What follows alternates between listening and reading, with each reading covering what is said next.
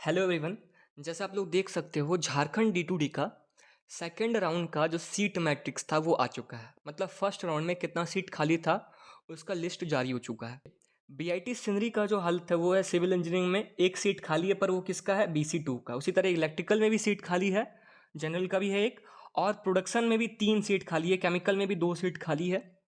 तो देखिए, इलेक्ट्रिकल की अगर बात करें तो यहाँ के जो सीट खाली हैं, स्टूडेंट इसीलिए एडमिशन नहीं करवा पाए हैं क्योंकि उनको लग रहा था कि बिना डॉक्यूमेंट का एडमिशन नहीं होगा। पर आप लोग को तो हम बता ही दिए थे शुरुआत में ही, ग्रुप बनाया तो उसमें भी हम डिस्क्रिप्शन में शुरुआत पहले दिन डाल दिए थे कि डॉक्यूमेंट का कमी की वजह से यहाँ पे किसी का एडमिशन नहीं रुकेगा। अब देखिए, ये जो सीट खाली है प्रोडक्शन का, हम ये बता सकते हैं आपको कि 3 में से 2 सीट कन्फर्म दोबारा काउंसलिंग नहीं करवाएगा। क्यों नहीं करवाएगा तक हम कन्फर्म से बोल रहे हैं? क्योंकि ये दोनों स्टूडेंट मेरे ही पास पढ़ते थे। एक का ब्रांच था माइनिंग, एक का ब्रांच था इलेक्ट्रिकल। तो ये दोनों अपना ब्रांच, मतलब समझ रहे हो, माइनिंग और इलेक्ट्रिकल से सीधा प्रोडक्शन लेना बहुत ज़्यादा अल्टर हो जाता है। तो इन दोनों का डिसीजन के साथ हम भी सहमत थे।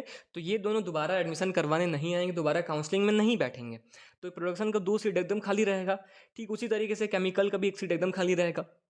तो देखिए, ये तो हो गया सीट BIT सिंदरी का। बट अब आप लोग को दिखाते हैं हम पलामू कहाँ चला गया, इतना अंतिम में पलामू। चूंकि सिविल इंजीनियरिंग में इसमें 6 सीट खाली है, इलेक्ट्रिकल में 15 है, देख सकते हैं इसमें भी अच्छा खासा सीट खाली है। बट इस सीट खाली के पीछे एक रीज़न है, इतना सीट खाली क्यों था। आप लोग जान रहे होंगे, पलामू में एडमिशन नहीं ले रहा था। अगर CLC नहीं है तो एडमिशन नहीं लिया जा रहा था, ठीक है। तो इसीलिए ये सीट खाली है। ये सारे स्टूडेंट जो हैं ये दोबारा जाएंगे और दोबारा अपना एडमिशन करवाने का कोशिश ज़रूर करेंगे। बट यहाँ पे इन स्टूडेंट के साथ एक अन्याय हो सकता है कि अगर कोई स्टूडेंट फर्स्ट राउंड काउंसलिंग, ऐसे बहुत सारे स्टूडेंट को जानते हैं जो फर्स्ट राउंड में नहीं बैठे थे, तो अगर वो सारे सेकंड में बैठ जाते हैं तो बहुत का सीट उड़ जाएगा, मतलब मिलने के बाद भी नहीं मिलेगा। तो ये तो गलती स्टूडेंट का नहीं है।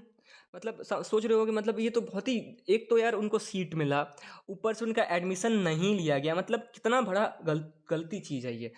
अब जैसे इसी का हर चीज़ में तो हमको गलती ही नज़र आता है। आप लोग को इसमें भी कुछ गलती दिखाते हैं हम आपको। सबसे पहला नंबर का कॉलेज क्या है आप लोग देखो, सेकंड में है BIT सिंधी, चलिए ठीक है। फिर थर्ड नंबर का कॉलेज क्या है? फिर चलो चौथा में टेक्नो इंडिया। फिर आप लोग कॉलेज का सीक्वेंस देखो, कॉलेज का सीक्वेंस में आप लोगों को कुछ एक चीज़ नज़र आएगा, लास्ट में पलामू है। लास्ट में पलामू क्यों डाला गया है जी? पलामू तो एक सरकारी कॉलेज है। तो ये सारे चीज़ जो है, ज़्यादा तो नहीं बोल सकते इसमें, पर इसमें कुछ तो कुछ ज़रूर रहता है, ठीक है। वही चीज़ है कि आप लोग देखते होंगे कुछ कुछ कॉलेज का बहुत ज़्यादा टीचर प्रमोट करते हैं कि यहाँ एडमिशन कर लो, यहाँ कर लो। वही सारा चीज़ है यहाँ पे, ठीक है। क्योंकि कोई प्रमोशन के लिए, अब इतना तो हम आप लोग को बोल सकते हैं, ये कॉलेज को प्रमोशन करने के लिए पैसा ज़रूर मिलता है। जो हम नहीं बोल रहे कि JCEC को पैसा मिला है, पर हमको पता नहीं JCEC का हर चीज़ में कमी नज़र आता है। तो अब आप लोग को करना क्या है, पहले वो जान लीजिए आप लोग।